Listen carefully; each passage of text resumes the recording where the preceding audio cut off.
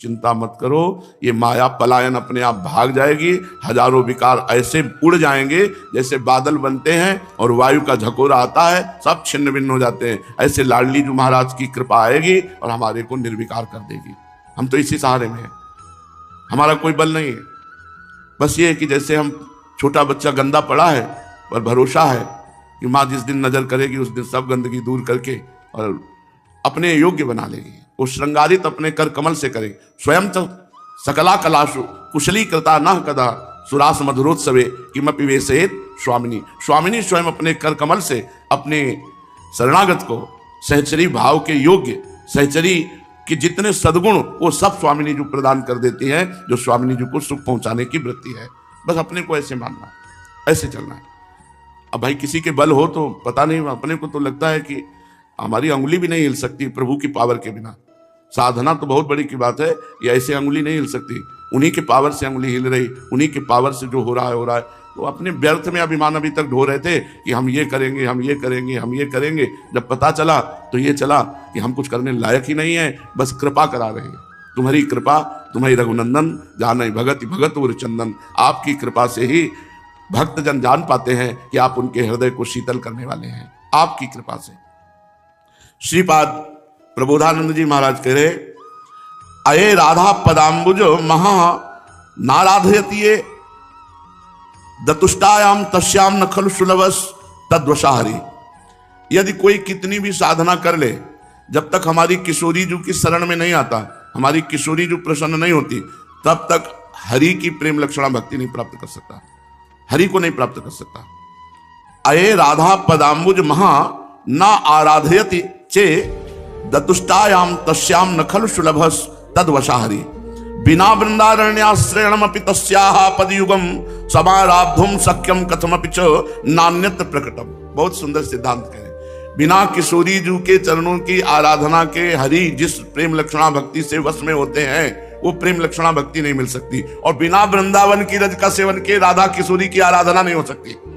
बिना वृंदावन के, बिना वृंदावन रज के राधा किशोरी की आराधना नहीं हो सकती। इसलिए समाराब्धुम शक्यम कथमपि च नान्यत्र प्रकटम। बिना श्री जी के चरण कमल की आराधना के ये प्रेम लक्षणा भक्ति, हरि की अधीनता, ये दुस्साध्य है। इसलिए सबको चाहिए कि किशोरी जी को प्रसन्न कर लो, बहुत जल्दी प्रसन्न होती है। हमारी लाडली जी की प्रसन्नता के लिए केवल केवल केवल इसकी जरूरत है।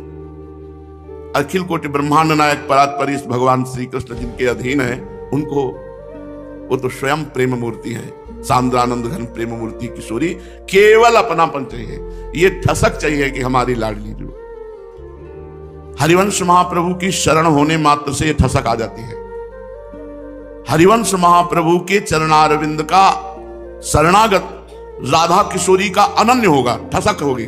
देखो, आप लोगों को कभी बैठ करके सिखाया नहीं गया कि कैसे अनन्य हो जाए, ये मत करो, वो मत करो। उपासना सम्यक रूप से भागवत गीता वेदांत सब चलता है, लेकिन आप अपने हृदय में देखो क्या चलता है। शरणागत हो तो आप ईमानदारी से देखो, क्या आपके अंदर श्री जी के सिवा, हम मानते हैं विषय चिंतन होता होगा, लेकिन अन्य चिंतन नहीं हो सकता। ये हम अपने शरणागति की भावनात्मक जांच से कह रहे हैं कि माना आपका विषय चिंतन हो सकता है, लेकिन आपका अन्य देवी देवता, अन्य का चिंतन नहीं हो सकता। क्यों? अभी तुम्हारे अंदर अगर शरणागत हो चुके हो हरिवंश महाप्रभु के, तो आप ये विचार करके देख लो कि महाप्रभु की शरणागति का जो भाव उतरेगा, तो यही बात रहेगी, मेरी महारानी श्री राधा रानी, हमको कोई परवाह नहीं, चाहे हमें नरक मिले, स्वर्ग मिले, अपवर्ग मिले, मेरी किशोरी जी। हम ये नहीं कहते कि हम बहुत बड़े तपस्वी हैं, बहुत बड़े भजनानंदी, पर हम ये ठसक से कहते हैं, हमारे माई श्यामा जी को राज, महारानी जी के सिवा, लाल जी के सिवा हमारा कोई नहीं। और प्रत्येक अपनी उपासना में देखो क्या और विराजमान है। एक बार पूज्य गोस्वामी जी आए तो उनका बाबा, हम आपकी सेवा देखना चाहते हैं। सेवा में आए, राधा नाम विराजमान, जो सेवा विराजमान है विराजमान। तो उनका बाबा, बस यही हमारे कई दिन से प्रश्न चल रहा था कि हम सेवा दर्शन करेंगे। तो उनका महाराज जी क्या त्रुटि सेवा में? बोले बस नहीं, हृदय गदगद हो गया कि हरिवंश शरणागति पक्की। मतलब हमारी सेवा में राधा वल्लभ लाल, हरिवंश महाप्रभु नाम, और गुरुदेव जिन्होंने राधा वल्लभ लाल और नाम दिया है, बस इसके सिवा नहीं। आप देखो अभी वही विविध रूपों में है। तो क्या आप जो शरणागत हैं, आपके हृदय में भी कभी है? किसी के है? और किसको बैठ के सिखाया गया है? तो ये हरिवंश महाप्रभु का प्रताप है। हरिवंश प्रताप ही जानत है, हरिवंश प्रबोध प्रमाणत है, हरिवंश सर्वस्व है तिनके, सुख संपत्ति दंपति जो जिनके। आप ये समझो कि सारा वैभव वृंदावन, प्रिया प्रीतम, रस प्रेम नित्य विहार सब उनकी मुट्ठी में है। महिमा तेरी कहा कहूं श्री हरिवंश दयाल, तेरे द्वारे बटत है सहज लाडली लाल। ये हरिवंश प्रसाद है। बिना वृंदावन की रज का सेवन किए रसिकों का संग नहीं होता, और बिना रसिकाचार्य रसिकों की शरण हुए प्रिया प्रीतम की शरणागति दृढ़ नहीं होती। कोई परवाह नहीं, बिल्कुल बेपरवाह, ना मृत्यु का डर, ना कष्ट का भय, एक मतलब नवीन आनंद। ऐसा नहीं कि परिस्थिति गड़बड़ ना हो, परिस्थिति गड़बड़ से गड़बड़ हो सकती है, विपत्ति हो सकती है, भारी कष्ट हो सकता है, लेकिन उस स्थिति में भी एक अपार आनंद की, बिल्कुल आनंद की वृत्ति, ये हरिवंश प्रताप से। आपको सच्ची कह रहे हैं, आप शरणागत ना हो श्री जी के, हरिवंश महाप्रभु को भी श्री जी कहते हैं। ध्रुवदास जी ने वचन सिद्धांत विचार लीला जो है, सिद्धांत विचार लीला, उसमें कहते हैं तहां श्री जी के श्रीमुख की बानी, क्योंकि किशोरी जो ही सजनी जो है, सजनी जो ही किशोरी जो है, पूरे निकुंज में एक के सिवा दूसरा नहीं है। वो एक है प्रेम, प्रेम के खिलौना दो प्रिया प्रीतम, और प्रेम मूर्ति सहचरी, प्रेममय वृंदावन, प्रेममय खगमृग पशु पंछी, प्रेममयी निकुंज में, प्रेममयी सैया पे ये प्रेम के खिलौना खेलते रहते हैं और सखिया खिलाती रहती है। प्रेम प्रेम प्रेम, वही प्रेम का मूर्तिमान अवतार, हित अवतार, हित माने प्रेम, श्री हरिवंश महाप्रभु। सच्ची मानिए, इन्हीं की शरणागति से ये संपूर्ण वैभव प्राप्त होता है। इसीलिए कहा कि अये राधा पदाम्बुज महा ना आराधयति, जिसने श्री राधा किशोरी की आराधना नहीं की, चे दतुष्टायाम तस्याम न खलु सुलभ तद वसा हरि, हरि को वश करने वाली जो प्रेम लक्षणा भक्ति है वो उसे प्राप्त नहीं हो सकती। और बिना वृंदारण ने आश्रय मपि, वृंदारण का आश्रय नहीं लिया तो तस्याह पद युगम समाराधुम शक्यम, वो फिर प्रिया प्रीतम की आराधना की सामर्थ्य नहीं आती। कथमपि च नान्यत्र प्रगटम, कोई और साधना कर लो, प्रिया प्रीतम को आप प्रकट नहीं कर सकते। वो प्रकट होगा तो वृंदावन की रज का सेवन, रसिकों का संग तभी होगा। इसका उदाहरण देख लो, गीता वाटिका को पूरा वृंदावन बाबा बनाए हुए थे। गिरिराज जी, वृंदावन की रज, सब पूरा वृंदावन की ही भावना, वृंदावन की रज ही गिरिराज जी और वृंदावन की रज आज भी वहां है गीता वाटिका में। वृंदावन की उपासना परिपक्व ही वृंदावन की रज से होती है। बहुत महिमा इस रज की है और रसिकों की है।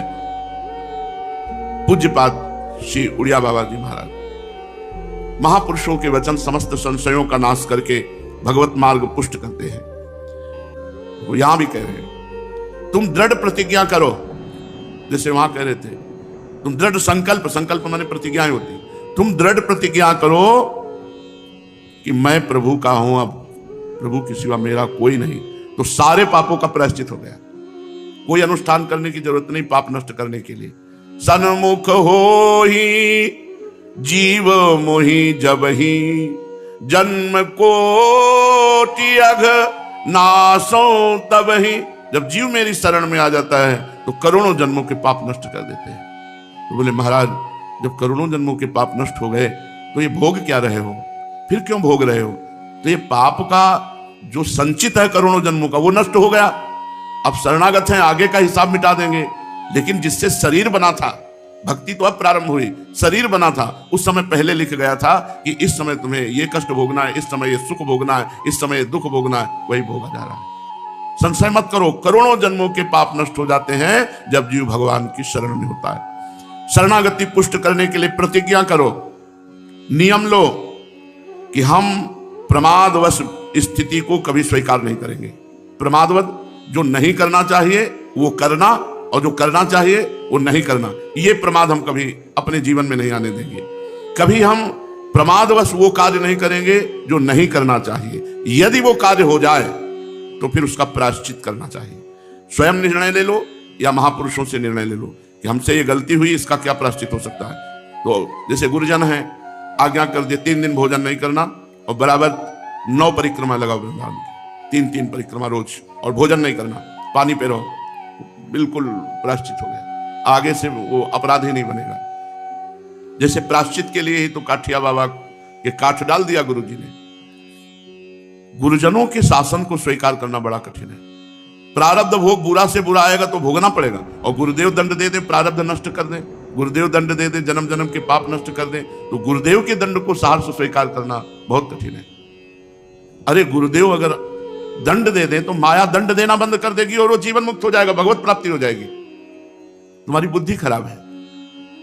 तो यदि हमें नियम में प्रमाद स्थिति आ गई और गुरुदेव हमको दंड दे दे, बहुत बड़ा मंगल हो जाए, बहुत बड़ा मंगल हो जाए। गुरुदेव के द्वारा दंड दिया हुआ मतलब खत्म, ब्रह्मा के विधान से आप बाहर हो चुके, अब गुरुदेव के विधान में आ गए। पर यह बात समझ में कम आती है। और गुरुदेव दयालु हैं, वो कभी ऐसा दंड देते ही नहीं है जो हम सह ना पावे। सबसे बड़ा दंड होता है विरह। जाओ इतने वर्ष हमारे सामने मत आना। अगर वो सच्चा शिष्य है तो उतने वर्ष में ही भगवत प्राप्त होके आ जाएगा, भगवत प्राप्त होके आ जाएगा। पर गुरुदेव के दंड को किसी सौभाग्यशाली को सहन करने की वृत्ति होती है, नहीं तो वो फिर निंदा करने लगता है, वो विरोध करने लगता है। जब आप नियम की पूर्णता का निर्वाह करेंगे तो आपके हृदय में एक प्रसन्नता जागृत होगी, और वही प्रसन्नता भगवत प्राप्ति कराती है। प्रसन्नात्मा ब्रह्मभूता, प्रसन्नात्मा, प्रसन्नात्मा ब्रह्मभूता, ब्रह्मभूता प्रसन्नात्मा, न सोचती न कांक्षती। अरे बातों को पकड़ो, ये महापुरुषों की बातें हैं। देखो हमारी इज्जत श्यामा श्यामा है, इसके सिवा हमारी कोई इज्जत नहीं। जैसे संतानिक है, या उसने गाली दे दी, उसने अपमान कर दिया, हमारी तो बेइज्जती हो गई। नहीं, हमारी बेइज्जती कभी नहीं हो सकती।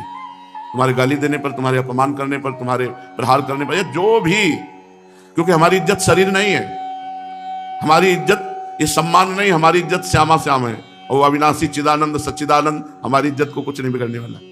इसीलिए साधु महात्माओं को मान अपमान से ऊपर देखा गया है। और संसारी आदमी, अरे यार हमको गाली दी, अब तो इज्जत है, फिर क्या इज्जत रह गई, गाली दे दिया। अब वो इज्जत के लिए, देहाभिमान के लिए बड़े बड़े अपराध कर जाते हैं। नियम करो कि हम प्रमाद स्थिति में कोई भी धर्म विरुद्ध आचरण नहीं करेंगे। यदि हो जाता है तो स्वयं प्रायश्चित करो, या संत महात्मा महापुरुषों से आज्ञा ले लो कि ये हमने अपराध, अगर वो कह देते क्षमा, आगे से मत करना, तो कोई प्रायश्चित की जरूरत नहीं। अगर वो कह देते कि बहुत दुष्ट हो, ऐसी गलती तुम्हारे द्वारा कैसे हो गई, इतने से प्रायश्चित हो गया। गुरुदेव दंड दे दे, अरे ललचाना चाहिए।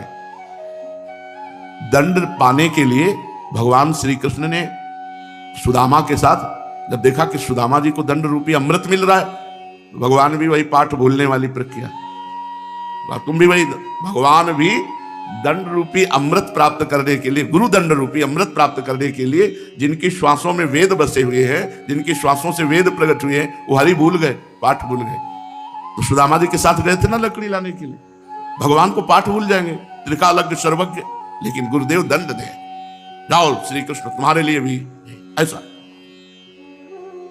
ये 7 बातें साधना को पुष्ट करती हैं।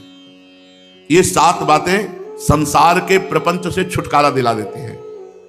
पहली, तृष्णा का सर्वथा अभाव।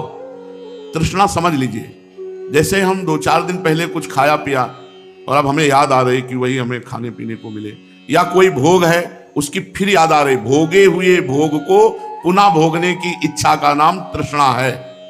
भोगे हुए भोग को पुनः भोगने की, चाहे वो नेत्र का भोग हो, श्रवणेन्द्री का भोग हो, जनेन्द्री का भोग हो, रसेंद्री का भोग हो, घ्राणेन्द्री का भोग हो, त्वगेन्द्री का भोग हो, भोगे हुए भोग को पुनः भोगने की इच्छा का नाम तृष्णा है। और जिस साधक की तृष्णा का अभाव हो गया है, या कुछ तो नियम जीवन में होने चाहिए। हमारे प्रथम गुरुदेव जो थे बड़े कट्टर नियम निष्ठ थे, उनको कई दिन भूखे रहना पड़ा। उनका नियम था कि ऐसे नारियल का वो खप्पर रखते थे, 24 घंटे में एक बार फलाहार। फलाहार में गांव में दूध है, आलू है उबाल के, गुड़ है, बस ये चीजें प्राय आती थी। अब इसे बताने वाला कोई नहीं हुआ, और वो दूध और ये सब सामग्री लाए, एक ही में डालो, गुड़ आलू दूध ऐसे डाल दिए खप्पर में, तो पा लिए। अगर आप तो डालें स्वामी जी, नहीं, खप्पर पर डाल दिए। 4 आलू डाले, इसके बाद पूछा स्वामी जी और, बस वही रोक, नहीं। तो पहले बताया जाता था बोलना नहीं कुछ, चुपचाप जाओ, खप्पर ऐसे करें, आप डाल दो जितना डालना है डाल दो, बोलना नहीं। और अगर आप डाल दो तो खप्पर भर दो आप आलू से, तो पालेंगे। कई दिन भूखे रहते थे, क्योंकि प्राय लोगों की आदत हो, तो डाले स्वामी जी, नहीं, अब खप्पर पर डाल दो। फिर कुछ 24 घंटे नहीं, फिर दूसरे दिन जब दूसरे की भिक्षा होगी तब। बड़े तपस्वी और 90 वर्ष की आयु में लगभग जुड़े थे, 92-93 में अंतर्ध्यान हो गए थे। रात दिन उनका वो वाला माला होता था ना, रात दिन माला चलता है। बस वो उन्हीं की कृपा से बात आई कि श्वास श्वास नाम जप करे, दुविधा रहा है न कोई। जो श्वास श्वास नाम जप करता है, बड़े चमत्कार उनके संग देखे, बड़े चमत्कार देखे, भागवतिक चमत्कार देखे। भजन में बहुत बड़ी ताकत है। तो नियम निष्ठा उनकी महाराज जी की ऐसी थी कि पूछो मत। देखो प्राय धोखा ही हो जाता था लोगों का। ये स्वभाव होता है जैसे 4 आली डाले तो स्वामी जी और डाले, बस वही खत्म, दोबारा 24 घंटे में कुछ लेना नहीं। बड़े नियम निष्ठ। तो अपने कुछ नियम निष्ठाएं होनी चाहिए।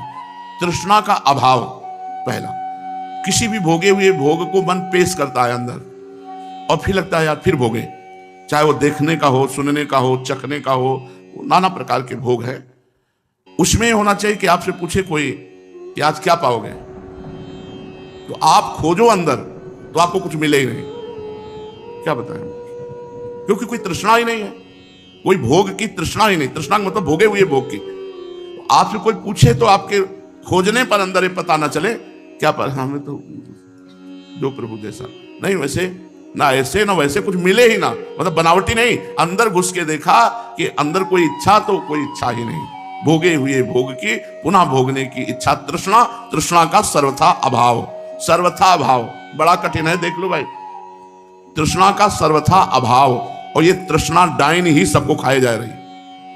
उसी भोग को बार बार भोग भोग करके हमारी तृष्णा बढ़ती जाती है और पूरा जीवन नष्ट हो जाता है। दूसरा, अपने धर्म पालन के लिए कष्ट सहना।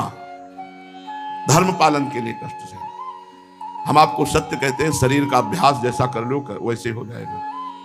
मार खूब टोपी मफलर और दुनिया की सामग्री, तो भी आप वैसे शीतलता के प्रभाव से कुछ नहीं तो कुछ नहीं। इस चमड़ी को जैसे रखो वैसे ही रहना जानती है। ज्यादा नहीं, अगर आप उचित वस्त्र तो ठीक है, ज्यादा साधु महात्माओं को ज्यादा ऐसा नहीं, क्योंकि भगवान का आदेश है मात्रा स्पर्शास्तु कौन्ते शीतोष्ण सुख दुखदा आगमा पायनो अनित्यास तास्ति क्षस्व भारत। एक बूढ़े महात्मा झोपड़ी में रहते थे, खूब भजन करते थे। एक आर्मी के बहुत बढ़िया धनी मानी थे, तो आए देखा कि वैसे उघार रहते थे। सर्दी का समय, तो उनका स्वामी जी स्वेटर नहीं पहने। बोले बच्चा है ही नहीं तो क्या पहने। वो गए नया स्वेटर लेके बढ़िया ला के दिए। दूसरे दिन आए स्वामी जी, स्वेटर कैसा रहा? बोले बहुत बढ़िया है। बोले पहना? बोले पहना तो नहीं, वो टंगा है। बोले स्वामी जी पहन लो। पहनना आप ले आए हो, जब आपका मन हो तब आप ले जाना, वो टंगा है। पहनने की इच्छा ही नहीं है। अरे अब आज नहीं तो कल जाना, जाना तो कमा के जाओ यार, गंवा के काहे को जाओ। खूब नाम जप करो, थोड़ा भोजन कर लियो, हमें जाना है यहाँ से, खूब नाम जप। ये दीवारें तुम्हारे साथ नहीं जाएंगी, रुपया पैसा साथ नहीं जाएगा, ये शरीर साथ नहीं जाएगा, चाहे जितना पेट बढ़ा ले। भजन परायण, भजन परायण। तो कह रहे हैं धर्म पालन के लिए कष्ट सहना। श्री स्वामी अनंग बोधाश्रम स्वामी जी महाराज 18-20 के थे। चित्रकूट में रामलीला हो रही थी। बड़े गौर से रामलीला पूरी देखिए। जब राम जी को 14 वर्ष का वनवास दिया गया तो रो पड़े। उसी समय भागे वहां से, वो गंगा के किनारे कि जब मेरे प्रभु को वनवास हो गया तो अब इतनी तन्मयता, महापुरुष थे, इतनी तन्मयता कि अब मैं घर कभी नहीं लौट सकता, मेरे प्रभु का वनवास हो गया। बहुत रोते हुए भागे वहां से।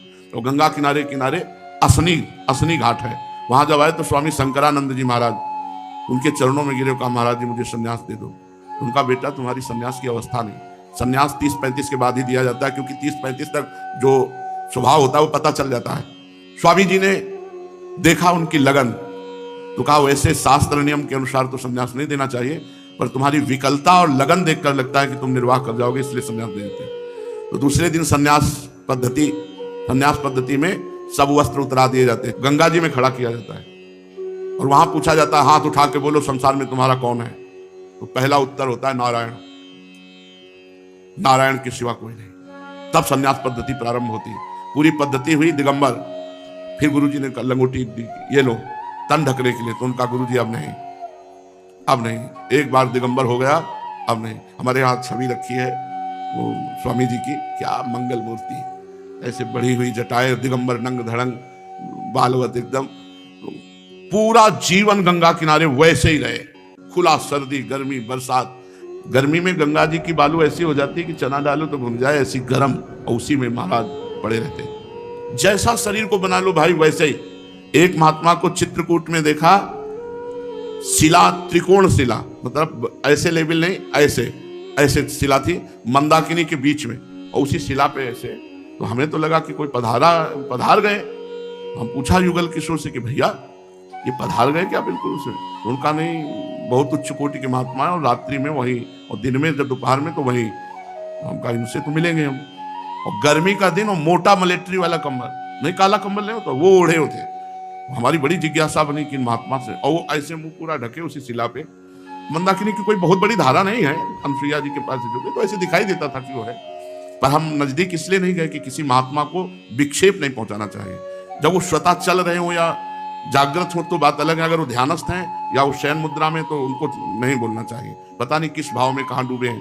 तो हमने इंतजार किया, तो रात्रि में निकले, और पूरा कंबल ऐसे, और कुछ भींजा हुआ, बिल्कुल अवधूत स्थिति। और जो भी चेहरा देखा, ऐसा सुकोमल बालवत चेहरा, तेज प्रस्फुटित हो रहा था। गले में कंठी थी तुलसी की। महाराज जी थोड़ा बात करना है। वो रुके नहीं, दौड़ के फिर आगे गए। उनका महाराज जी 1 मिनट बैठ जाइए। वो बैठे, बोलिए। क्योंकि हमारा भी संन्यास वेश था, गेरुआ वस्त्र, तो उन्होंने संत देखकर कृपा की। उससे बात नहीं करते थे वो। तो हमका पहला प्रश्न हमारा कि आप इतनी भीषण गर्मी में, जब एक मार्किन भी सहन नहीं हो रही, वहां पत्थर है तो और भी गर्मी होती है, तो आप ही इतना मोटा कंबल कैसे ओढ़े? उनका अभ्यास। और दूसरा प्रश्न आप उसमें त्रिकोण शिला पे क्यों लिखते हैं? बोले विक्षेप से बचने के लिए, लोगों से बचने के लिए। और तीसरा प्रश्न आपका उदर पोषण कैसे होता? बोले बस अभी निकले, अगर कहीं कुछ फेंका हुआ मिल गया या कोई लोग बुला के हमें दे दिया तो दे दिया। तो कुछ ऐसे चित्रकूट के जत्थे इंतजार करते थे कि इस गली से निकले हो तो उनको कुछ भगवान दे ही देते थे। फिर हम चौथा प्रश्न, महाराज जी आप अपनी इच्छा से हमें कुछ बता दीजिए। तो उन्होंने कहा यदि गुरुमंत्र जूठे मुंह जपा जाए तो काम क्रोध आदि की वृत्ति हो जाती है और बढ़ जाती है। अच्छा, नाम तो जप सकते हैं, उनका नाम जप सकते हो, गुरुमंत्र जूठे मुंह नहीं जप सकते। हमारी एक और जिज्ञासा है कि कंठी देखकर लगता है कि आप वैष्णव हैं, तो आप किस संप्रदाय से जुड़े हुए हैं? तो उनका माधव गौड़ेश्वर संप्रदाय से जुड़े हुए हैं। और तो उनका ये तो प्रिया प्रीतम की उपासना है। बोले हाँ। तो हम कहा फिर आप वृंदावन क्यों सेवन नहीं किए? तो उनका वृंदावन से ही हमें श्री जी का आदेश हुआ कि चित्रकूट जाओ, तो हम चित्रकूट वास कर रहे। बस इतनी बात आ गई। तो महाराज जी कभी फिर हम आपसे बोल सकते हैं? बोले कभी नहीं। और चलिए बड़े अवधूत। भीषण गर्मी में मोटा कंबल, आप विचार, वो भीषण सर्दी में दिगंबर। तो हमको चाहिए कि अपने धर्म पालन के लिए जो हमारे सामने कष्ट आ रहे हैं उन कष्टों को सहें। तीसरा, शीत उष्ण, सुख दुख, निंदा स्तुति, मान अपमान, इन द्वंद्वों को समान भाव से सहना। इसको सेवक जी भी महाराज कह रहे हैं। ये कृपा प्रकरण में है।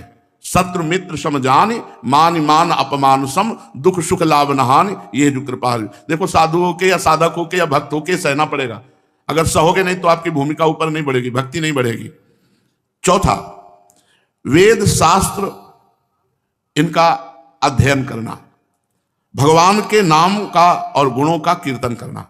नाम गुण कीर्तन ये जरूरी है, जरूरी, चाहे जिस संप्रदाय के हो।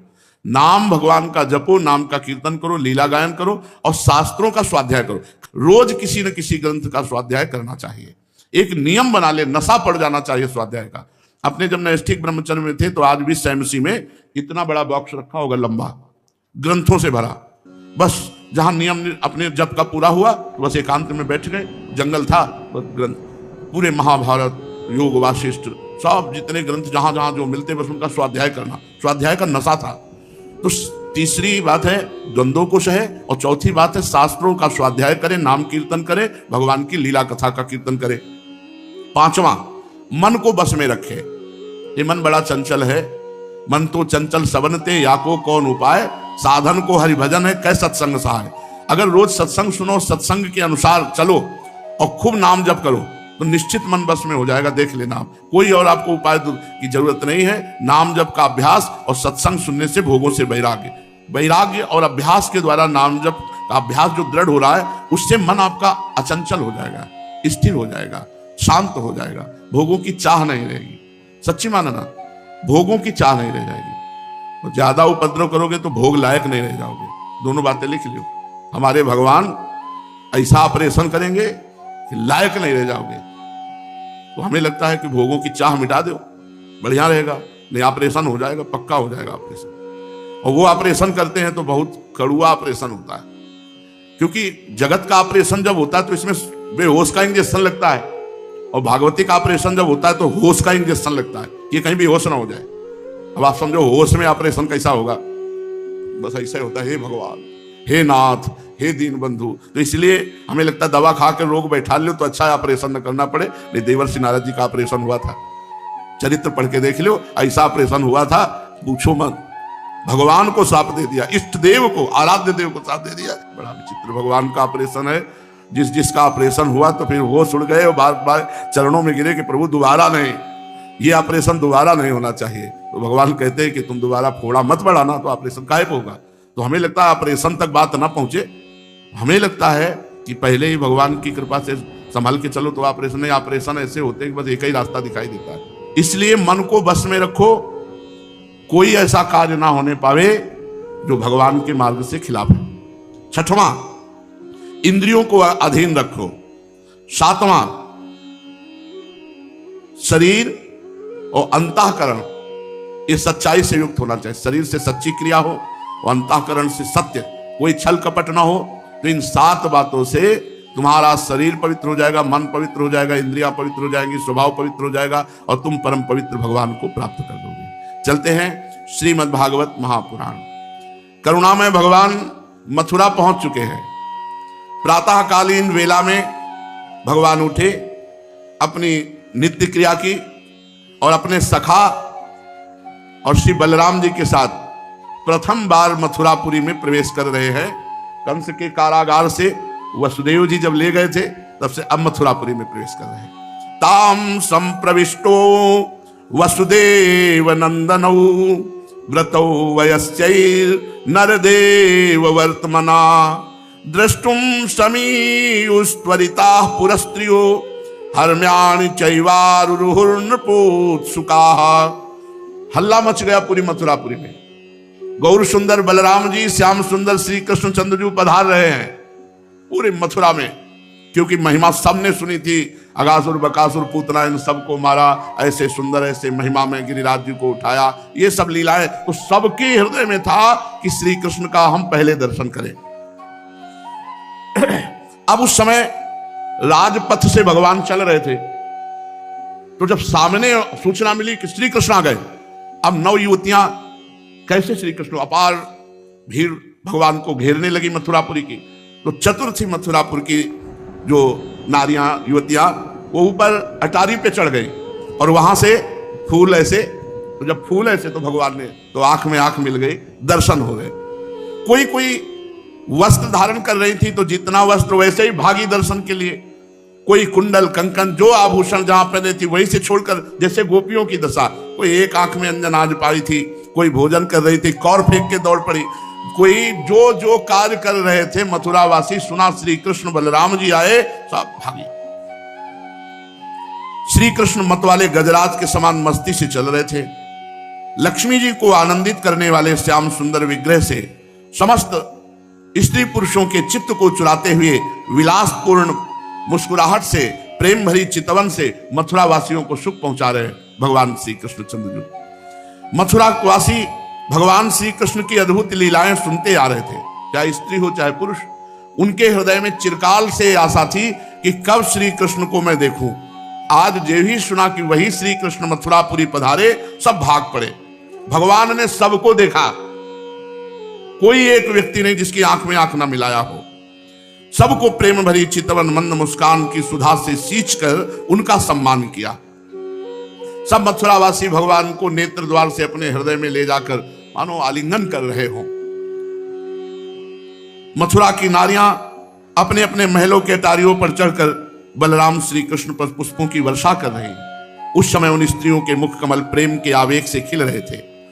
जगह जगह पर भगवान का आदर हो रहा है। पूरी मथुरापुरी सजाई गई है, क्योंकि कंस का आदेश था धनुष यज्ञ लीला होगी। भगवान को देखकर सभी पुरवासी आपस में कहने लगे, धन्य है, धन्य है ये ब्रजवासी जन जो अपने नेत्रों के दोनों से भर भर कर रूप सुधा का पान करते रहे। धन्य है गोपियां, कौन सी महान तपस्या की जिसके कारण मनुष्य मात्र को परमानंद प्रदान करने वाले श्री कृष्ण और बलराम जी का वो दर्शन करती रही। भगवान जा रहे थे, सामने से कंस के वस्त्र धोने वाला प्रधान धोबी वो आ रहा था। बड़ा अभिमानी था वो, और पापी कंस का निज जन था। कंस के राजवस्त्र धोता था वो, तो वैसे भी उसका अभिमान बढ़ा हुआ था। भगवान ने कहा, ए, इनमें से अच्छे अच्छे वस्त्र निकाल और हमें दे। इन वस्त्रों के अधिकारी हम हैं, कंस नहीं। और देखो, नम्रता से कह रहा हूं, अगर ठीक से वस्त्र दे दोगे तो तुम्हारा परम कल्याण हो जाएगा, और नहीं दोगे तो उद्धार तो हो ही जाएगा तुम्हारा। पर अगर दे दोगे प्यार से तो ठीक है, नहीं तो उद्धार तो तुम्हारा हो ही जाएगा। परीक्षित, भगवान सर्वत्र परिपूर्ण है, सब कुछ उन्हीं का है, फिर भी भगवान ने मांगा। ए, क्या करता है? तो बोले कंस के कपड़े धोता, लाओ इन वस्त्रों के हम अधिकारी हैं, दे दोगे तो तुम्हारा परम कल्याण हो जाएगा। भगवान ने मांगा, परंतु वो मूर्ख राजा कंस का सेवक होने के कारण बड़ा अभिमानी और मतवाला हो रहा था। भगवान की वस्तु भगवान को देना तो दूर रहा, उसने क्रोध में भर के आक्षेप करते हुए कहा, ऐसे ही कपड़े पहनते रहे होगे। आक्षेप किया, तुम लोग रहते तो जंगल में हो, पहाड़ों के बीच, तो ऐसे ही कपड़े पहनते रहते हो। तुम लोग बहुत उद्दंड हो गए हो और राजा कंस के वस्त्र मांग रहे हो, राजा की वस्तु लेना चाहते हो, भाग जाओ मथुरा से। भगवान से बोला, बड़ा अभिमानी था, भाग जाओ, अगर जीने की इच्छा है तो तुरंत भाग जाओ, नहीं तो अभी राजकर्मचारी तुम्हें दंड दे देंगे। तुम्हारे जैसे उच्छृंखलों को तो कैद करके मार डाला जाता है, भाग जाओ अगर जीने की इच्छा हो। जब वो धोबी इस प्रकार बहक बहक कर बातें करने लगा तो भगवान ने कहा, तुम न मानोगे नहीं। बड़ा तगड़ा कंस का पार्षद था। फिर वो भगवान को कटुवचन बोलने लगा, तो भगवान उसके समीप गए, एक ही थप्पड़ पे उसकी गर्दन टूटकर अलग गिरी जाती। अनंत बलशाली भगवान। अब जितने और धोबी थे सब कपड़े के गट्ठर वही फेंक के सब भाग गए।